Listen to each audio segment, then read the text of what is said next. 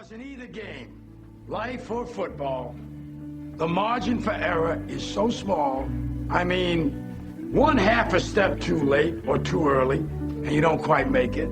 1/2 second too slow, too fast, you don't quite catch it. The inches we need are everywhere around us. Hell yeah. They're in every break of the game, every minute, every second.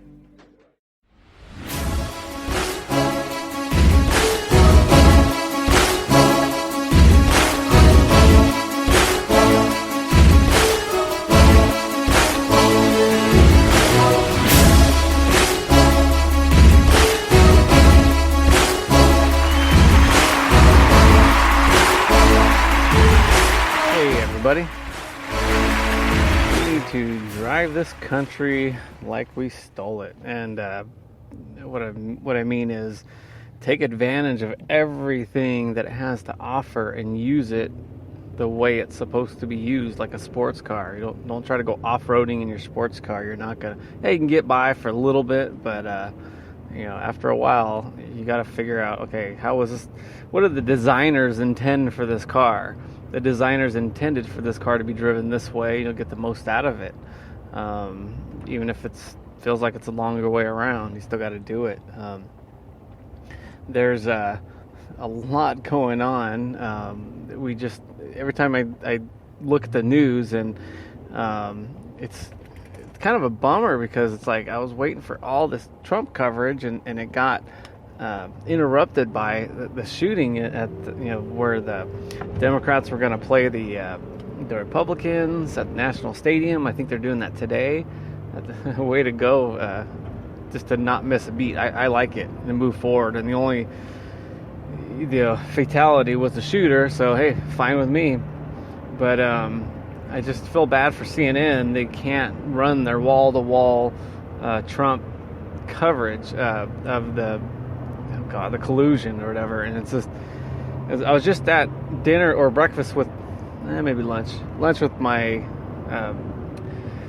mother-in-law, and my wife started talking about politics, and I'm like, oh gosh. Or she didn't even start. I think she just kind of went sideways with it. And usually I try to diffuse it, because no matter what side you're on, you're not gonna, usually we're so emotionally involved. It's like, don't confuse us with the facts. But she started in on the Trump collusion, and while I'm staring at this guy, the senator that was just shot, he's in the background, and she was saying, oh yeah, it's terrible with the country, and what happened is bad, but and I just basically I just told her, I think the problem is not that I hate, because she mentioned, like, she's talking about Democrats and Republicans. I go, the my biggest thing with the Democrats are that the end result in a lot of cases, they're just, the meanness tends to surface faster than any other party. And it's, for example, you look at when they riot at the schools or in front of a building, whatever it is, they burn places down, smash cars, and they drop more F-bombs and swing more fists than anybody. And it's just like, I'm not saying that nobody ever does it on the other side of the aisle, but it's so much more visceral when it comes to the left. And I'm not saying it's why people think it is. I think what it is the example I gave her was, I go, if you're told, again, I could be totally against Trump, and it doesn't change the facts of what I'm saying is, if you're totally against Trump and you feel like he's a Hitler, he's Hitler's right-hand man, and he's just pushing through his agenda, and then you're doing the country a favor by showing, here's his head cut off, Kathy Gifford, and eventually trying to assassinate some of his parties, his underlings, the ones that got shot on the baseball field. And it's that hate that makes it okay, because if you go back 70, 80 years and you're going to be the one that assassinated Hitler, you're going to be a hero.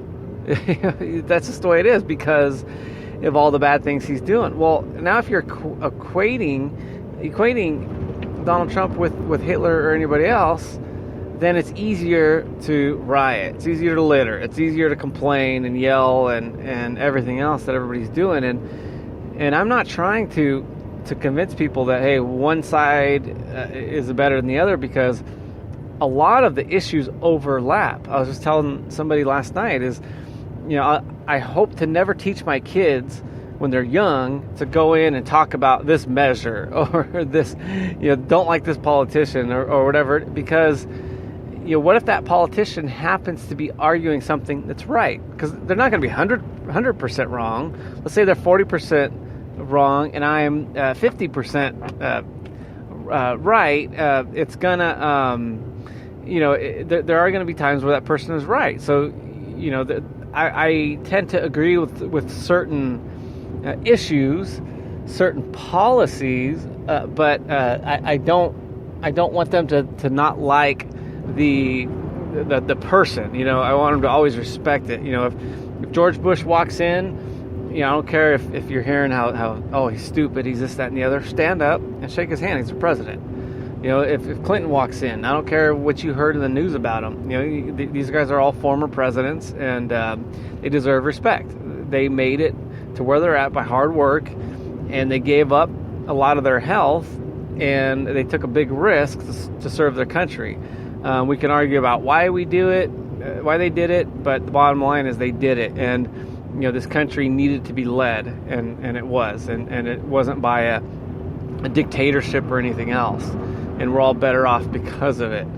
So it's just, when I see this stuff, the thing that I don't like is when there's so much hate, and it's being taught from school to even at the lowest levels in a lot of cases. It goes through the university. So I don't expect people to. So it's almost like shame on the adults, for constantly saying that America's a racist country and all these things. Well then. Okay, then I don't expect for somebody to wave the old red, white, and blue if the country is that bad. So I wish adults would act like I'm divorced, and well, my wife's divorced. Well, I am too, but she has an ex-husband, and so I have I have my stepson. So when we see her ex-husband, we act polite, and we talk about the stuff that we can agree on, and obviously there's disagreements there. That's why they're divorced. But I act like an adult, and you're pleasant because look at all the stuff we have going for us. We're living in a good country. We have a house. He has a house. We have kids. We get to every so often he'll come over, and then he spends a weekend with them. So you got to hold on to that. You have to be cordial. If you just start every time you see that person, oh, here comes this guy. Whereas you just start going down the list of things you don't like, because we can find faults in anybody. Then guess what? You don't get to do. You don't get that nice time. For the kids, like the interaction is decent. It's not productive at all, and I think we've all been places before where, we have my family there, and then he has his family there, and you just polite and you get to do that. But if we start going at each other's throat just because it feels good, and we all want to be right, well, now you can't enjoy the other stuff too. So I think if you could talk about certain issues, that's fine. If you could do it like an adult, but if you can't even do it like a productive adult, then don't even waste your time. And you can say, oh well, no, I want to stand up what's right. Well, look, we're not in the voting booth. You're not a politician, most likely. They're not a politician, and even if they were, you're not going to change their mind unless it's a forum that's for that, where you are going to change their mind. There is a microphone there, and you're at a town hall meeting, or somebody's interviewing you, man on the street type of deal. Then fine, get into it a little bit. But even then, if you're into it, nobody's going to take you serious. They're going to be like, oh, you're just going down party line. So I think just enjoy the company while it's there, because you're going to meet strangers that don't have the same beliefs you do, but it may be a while before you figure that out. So you're going to befriend people. You're going to think, oh, this person's better, I'm going to hang out with this person. No, when it's all said and done, just the people that are around you, that have been in your life a long time, unless it's something egregious, just put up with them. It's so not worth it. But I do think one way to say, hey, that this one side, and even if I'm on that side, is a little bit mean, and I think we have to tone it down, because people may feel like it's okay to do harm to this side of the government because they're evil, and that may manifest itself as the years go by in bigger and more detrimental ways, and especially because we're all there too. They decide they're gonna blow something up, or shoot at people. You and I are going to be in the audience too, so let's make sure we're smart about it. So I want to talk about the other day I went to, or let me take a break real quick. I need to take a drink. Hey guys, we love sugar. Sugar tastes good. Problem is, it's causing obesity. It's linked to type 2 diabetes. So we switch over to artificial sweeteners, which at a certain level become bitter, and now it's linked to early dementia. In fact, if you're drinking diet sodas on a regular basis, you're 10 times more likely, studies say, in getting early dementia. So we have a sugar, it's called Next Sugar. It tastes great. It's as sweet as sugar. It's 100% on the sweetness index. Yes, there is an index for that. And guess what? It's half the calories, guys. You can bake with it, try it, get going, do your thing.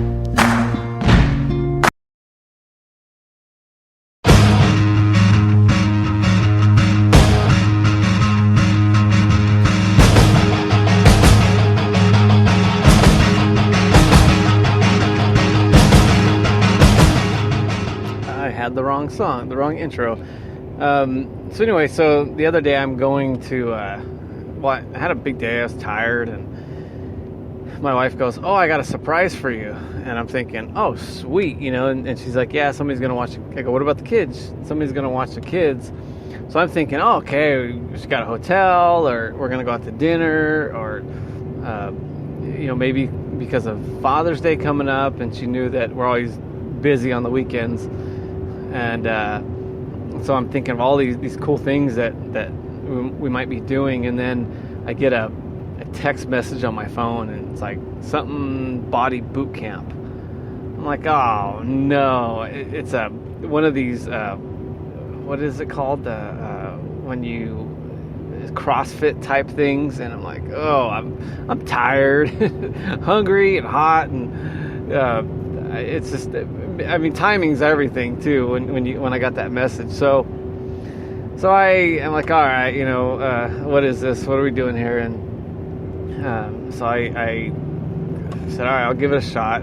But I told her, I go, this isn't something I'd like to do because it's structured, and I don't have the time for it. Usually I could just go and squeeze in a workout at the home gym. So I get ready, and we drive over there. It's right by the house, so that makes it nice. So we go in there, and you see, like, there's the classes.